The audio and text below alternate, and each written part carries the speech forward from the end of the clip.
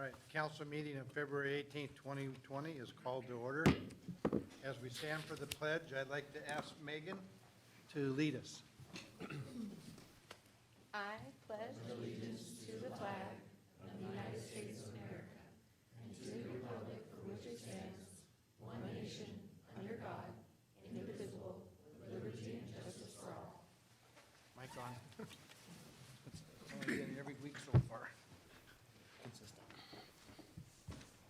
All right, our first order of business this evening is to swear in our newly appointed council member. City Clerk Donna Nault will be swearing in Megan Feast. Do it up here. I'm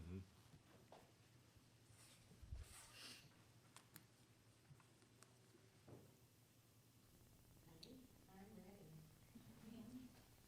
Repeat after me. I, Megan Feast. I, Megan Feast. Do solemnly swear. Do solemnly swear. That I am a citizen of the United States. That I am a citizen of the United States. And of the state of Washington. And of the state of Washington. That I will support the Constitution. That I will support the Constitution. Of the United States. Of the United States. And the Constitution and laws. And the Constitution and laws. Of the state of Washington. Of the state of Washington. And will, to the best of my judgment. And will, to the best of my judgment. Skill and ability. Skill and ability. Faithfully and impartially. Faithfully and impartially. Perform the duties of the Shelton City Council. Perform the duties of the Shelton City Council. Seat number 7. Seat number 7. For the city of Shelton, Washington. For the city of Shelton, Washington. As such duties are prescribed by law. As such duties are prescribed by law.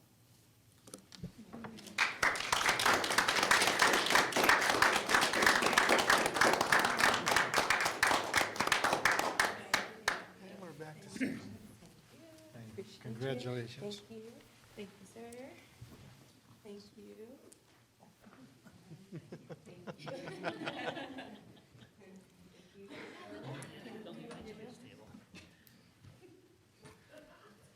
Okay, Donna, will you do the roll call, please?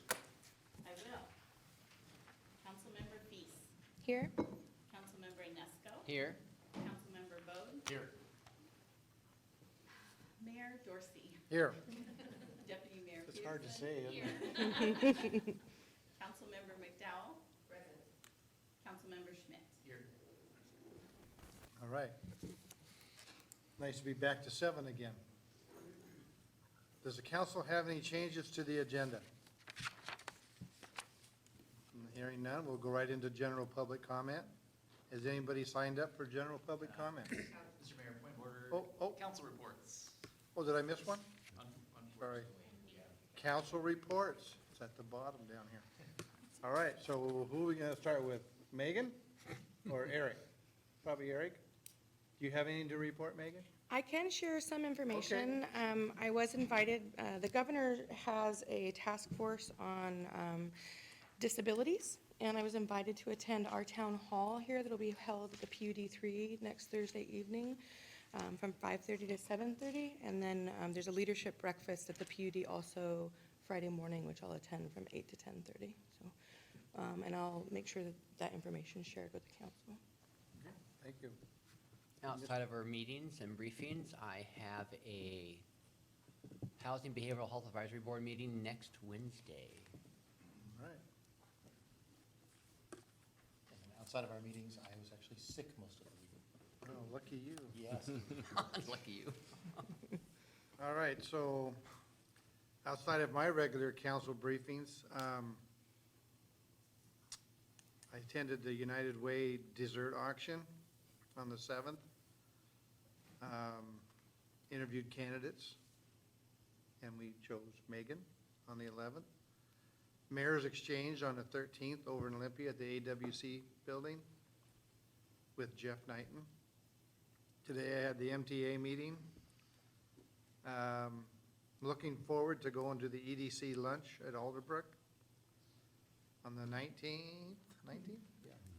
20th chamber lunch up at the PUD, and it's about crime prevention. 21st ribbon cutting and a tour of the new Mason Clinic up at the hospital. And the 22nd, we have a ribbon cutting at the Camilchi Trading Post. 26. 20 what? 26. Okay, 26. Thank you. I will also be attending the EDC luncheon and of course the chamber luncheon. This Friday, I will be attending the Peninsula Regional Transportation Project Organization Executive Board meeting by phone, in order to also attend the Mason Clinic dedication on Friday. Okay. Well, I've been sick, but I've been squeezing in my things that I need to do. Went to the ribbon cutting for the ISH, PENW, which means in Shelton's Home, Pacific Northwest, new gift shop downtown. So we want to get in there and see that. I'll be at the luncheon tomorrow, the EDC luncheon. Friday, at the Mason Clinic dedication. And then I too will be attending the Washington State Governor's Committee on Disability Issues and Employment. So I'll be doing that with you. And that's it. All right, Joe? Good evening and warmest welcomes to Councilmember Peace. Looking forward to working with you on the council for the remainder of former Mayor Rogers' term and hopefully for a long while after. Last week I attended the EDC board meeting and I wanted to share one of the interesting topics that came up was the effects that the coronavirus is having on the shellfish industry. The Asian markets are, the Asian exports of shellfish, be it the major players, you can figure them out in Mason County, has a pretty significant impact. Some of their business, one of the specific shellfish growers, it's almost 80% of their business is an Asian market, which is for the foreseeable future been paused, which creates a pretty interesting ripple effect in the community. Just wanted to share that with you all, and just things to be thinking about, how little issues become huge issues, and public health emergencies even have impacts on the local economy here in Shelton. So outside of that, attended a MaceCom board meeting, looking forward to the EDC lunch and cutting the ribbon with the Mason General folks. I hear there's hundreds of them going to be there on Friday, looking forward to that. So that is all. All right, thank you. All right, now we'll go to the general public comment. Has anyone signed up for general public comment? No one has signed up, Mayor. No one has signed up. Okay, we'll move to the consent agenda. Is there a motion to approve the consent agenda as published? I will move to accept the consent agenda. Thank you. Second. All right, we got a motion and a second. All in favor, say aye. All opposed? All right. We're going to have a presentation tonight. We have an LTAC presentation this evening from Liz Arbaugh, Director of Mason County Historical Society Museum. She's not here? She is. Oh, okay. Come on forward. Come on up. Yeah, you bet. I thought that was you. Sorry about that. That's all right. Just sitting there. Mayor Dorsey, Deputy Mayor Peterson, and council, thank you so much for your continued support through the city lodging tax. We've had a busy fourth quarter, although only one person visited from out of the country that we know of, 34 from out of the state, 84 from outside the 50-mile radius. The two events sponsored by the Downtown Merchants Association really boosted our numbers with over 1,000 for the Halloween event. And I only saw 2 boys who went and changed their Halloween costumes and came back a second time. And 235 for the evening Holiday Magic Snow Globe Hunt. And those events are really great because they introduce people from this area to the museum.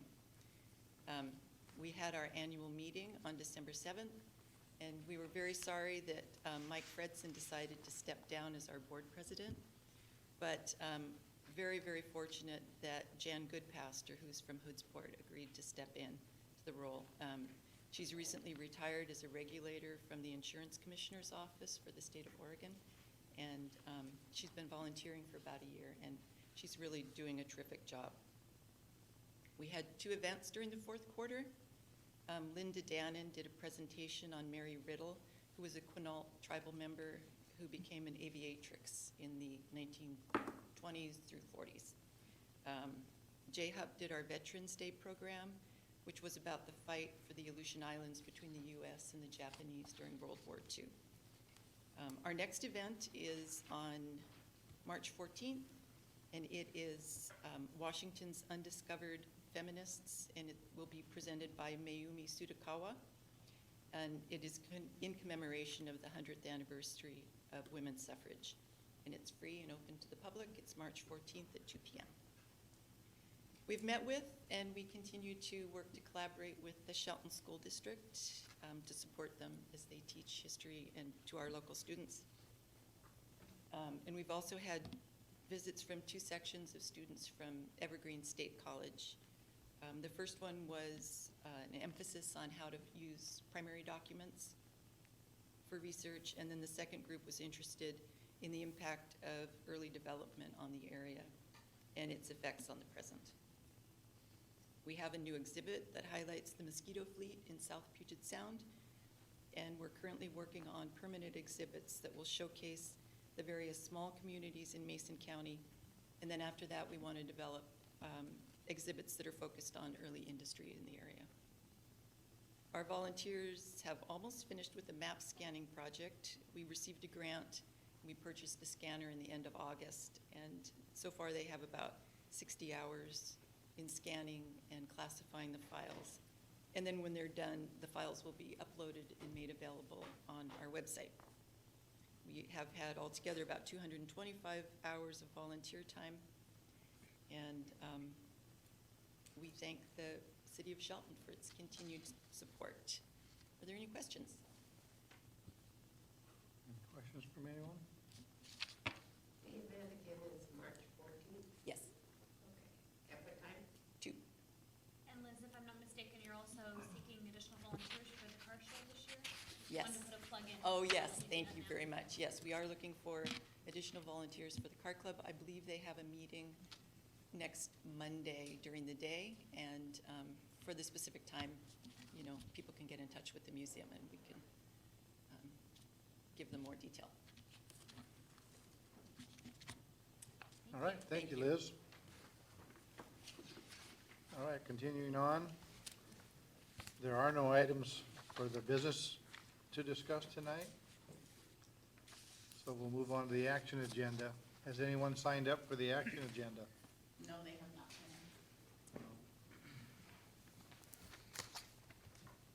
Community Development Director Mark Ziegler is going to share information with us about the Civic Center Rotating Art Gallery.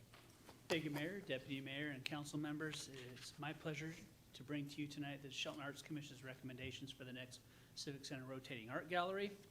Following the established policy, staff called for artists to apply to be juried by the Arts Commission. 4 artists applied, and the Arts Commission met on February 4th to review those submittals. Today I bring to you the 4 artists and their work to be, upon council's approval, to be installed on March 3rd and up through May 29th here in the main room of the Shelton Civic Center. One thing of note, this round, I guess, has an artist with 3-dimensional art, so that would be placed in the cabinet at the top of the stairs near the entrance to, on one side, Community Development, Public Works and Administration, the other side, Finance. So we'll once again get some art into that cabinet with the council's approval. All right, thank you, Mark. Do we have a motion? I move to approve the Shelton Arts Commission's recommendations for placement in the Civic Center Rotating Art Gallery. Second. All right, we have a motion and a second. Before we go any farther, though, any council members have a question or discussion? Anyone? Comment. What's that? I just have a comment. Okay. I love the art on the wall. Terrific. I think I've said it about every time you move up there, but that is just awesome. A lot of artists in Shelton, There is. surrounding the area. And the value of the Arts Commission and their work, Oh, effort in this project is certainly appreciated. it is. So tell them thank you. Certainly will. All right, is there anybody else in the audience that would like to speak? that has not signed up? No? Okay, we have a motion and a second to approve the Shelton Arts Commission's recommendations for placement in the Civic Center rotating art gallery. All in favor? Aye. Aye. All opposed? Okay.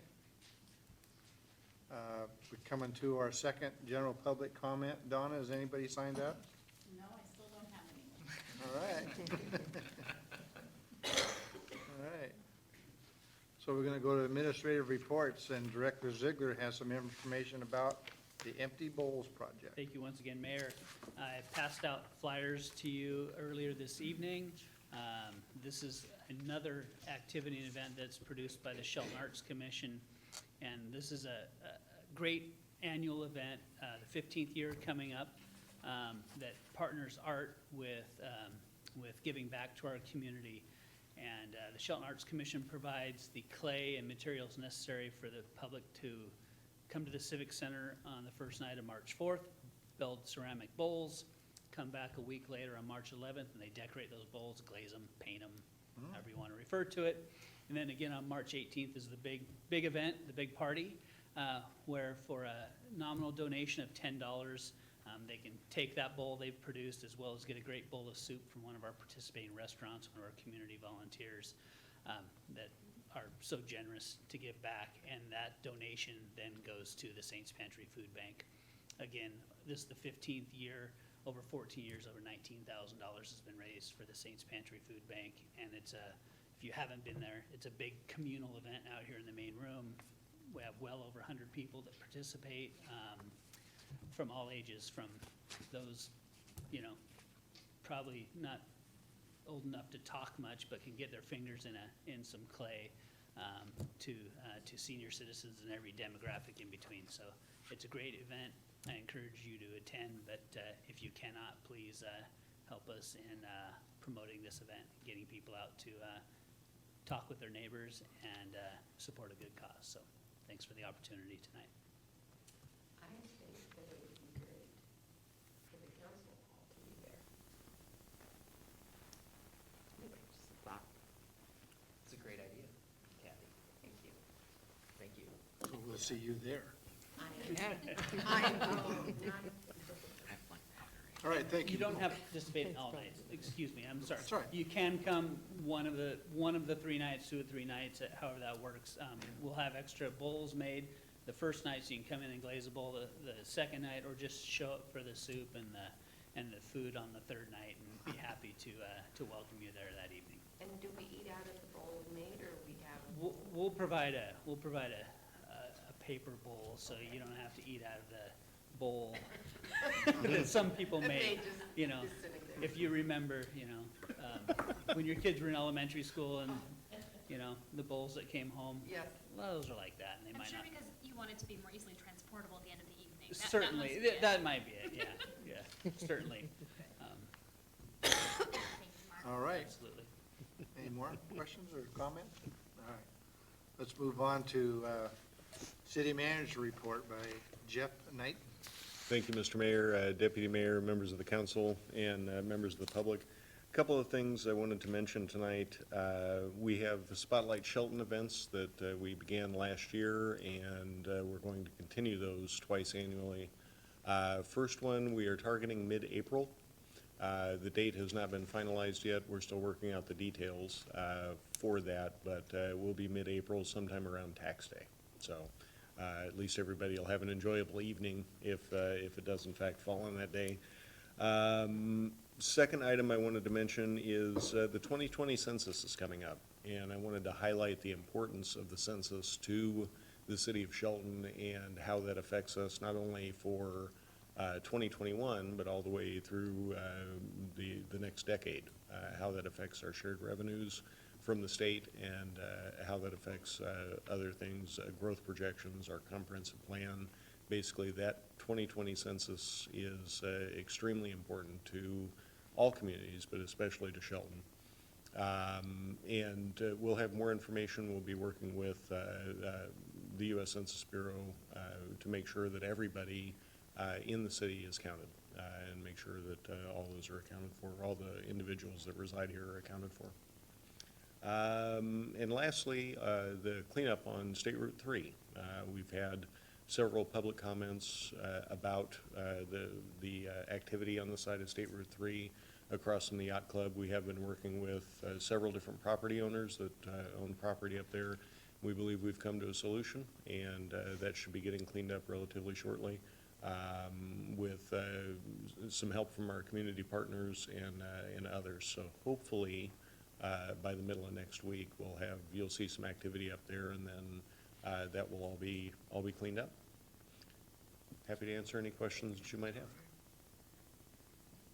When you're planning for the 2020 census, can we ensure that we'll have the resources available, for folks who are bilingual, make sure that we're covering the demographics that are in our city? Absolutely. We have community partners that have very good relationships with communities that are traditionally underrepresented, and make sure we communicate with those communities to understand the importance of the 2020 census, but importance not only to the community, but also to those individuals, and how it will and will not affect them. Just to follow up on that, what is the city's actual role in supporting, I guess legally supporting the census? I mean, since it's a federal level thing, how much say do we ultimately end up having? Say is in control of how it's conducted, not much. Yeah. We don't have actually too much responsibility to even participate on the city level, but it is a wise investment in order to do so. So it's not necessarily regulatory, it's more the carrot than the stick. I'd like to chat with you someday, maybe now's the time, but at the mayor's exchange, there was that young lady mayor from some small Mabton. city over by Yakima. Yep. And she sent someone, or went herself, I'm not sure, to the schools Mm-hmm. to talk to the Hispanic population and tell them how important it is to fill out the census. Mm-hmm.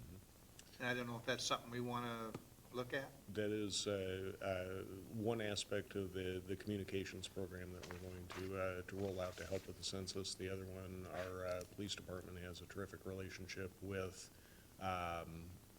other avenues, other community outreach avenues that we can utilize to help stress the importance of that. Like I said, not only to Shelton as a whole community, but also to the individuals that reside here as well. Okay, anyone else? Any new items for discussion? Joe has one. However, I will defer if any other council members have something else. I'd like to allow you to go first. All right, fine. Kathy's giving me the elbow here. So in our briefings this week, last week, we had talked, you probably all have seen the proposed, tentatively proposed paving options in the Mountain View area for this next coming paving season. And I wanted to take a minute and talk about that a little bit. Mostly looking at maybe shifting and understanding a little bit better more of a cyclic process as opposed to being focused on a 20 blocks or a $200,000 instead of managing pavement needs in that way, looking at some other options and more strategically looking at that particular asset. That's one of our most expensive assets. Mm-hmm. And I have no doubts in my mind that the roads that were proposed on the initial were absolutely in need of some sort of treatment. But at the same time, I don't really know if that is the greatest need in the city. And unfortunately, when you look at it from the target of being, we got to get 20 blocks done this year, and we only have $200,000 to spend, you got to stretch that and make that work, versus looking at the asset itself and what can we do to those assets to either prolong that life till we get to a point to do a capital improvement project that makes a little bit more sense from an economic driver or other development in certain areas of the city. I look at like the last several projects that, I'll say, considerable commercial development in the city, and they've all been in that, north end side, not downtown. We did a lot of work downtown. But with the hospital, with the YMCA, with Veterans Village, with many other projects in that particular area, I was just wondering, not that I need, looking for answers tonight, but looking for feedback, and is there some direction that maybe we can give to the city, to staff, to say, let's look at this a little bit more strategically, perhaps even doing something along the lines of like a three-year cycle. We just did our first road rating program, correct me if I'm wrong, last year. Point of order, shouldn't we have a motion to add this to the agenda for? I think this is just a topic for discussion for perhaps adding to the agenda at a future date. Okay, because none of us have that information in front of us, so that would be nice if we had it. Yeah, Okay. putting the thoughts in your brain, Okay. so we can make it a future agenda or something like that. But something I was thinking about pondering is potentially establishing that three-year sort of cycle or five-year cycle. The first year would have been last year where we did the data collection. We determined pavement index, condition index around the city, and looking at what those numbers mean and taking a full understanding of what that really means. And then coming back and trying to do and looking and understanding what some of those first touches would be. What can we buy time with if there's a chip seal or some sort of surface treatment that we could buy another 5 or 10 years in a residential neighborhood? And then maybe shifting those funds towards larger projects where we can add curb and gutter and redo drainage. I think of Front Street, right, where the traffic into Sierra Pacific is pothole alley, but we keep kind of skirting around that because it needs significant drainage improvements. It also is going to cost a lot more than the typical $200,000 annual paving season. I would rather see us make investments in fixing some of this stuff and holding off potentially on is a wider array of pavement improvements in the city. But I'm interested in having a little bit more of a discussion, perhaps like a work session or something like we were doing in the past. But it's been a while since we've done one of those. So I just wanted to throw that out there on the table. And If there's a council consensus for a work session centered around this topic, we can certainly schedule that and provide all the information up front so that we can have, or council can have a discussion on what the priorities ought to be. And personally, I would like to have that discussion, although if possible, perhaps put it out a little bit longer, because I would like to see the new public works director be able to be engaged in that conversation, and as I know we're hiring, to me, it makes sense to engage in that conversation and make sure we have buy-in and also the perspective of that staff expertise, that professional Sure. at the table, to combine that with all of our lovely input. Yeah. So we can definitely thread the needle on that. One of the things I'm concerned about that I'm just considering when we're looking at a project of this type is the impact on schools.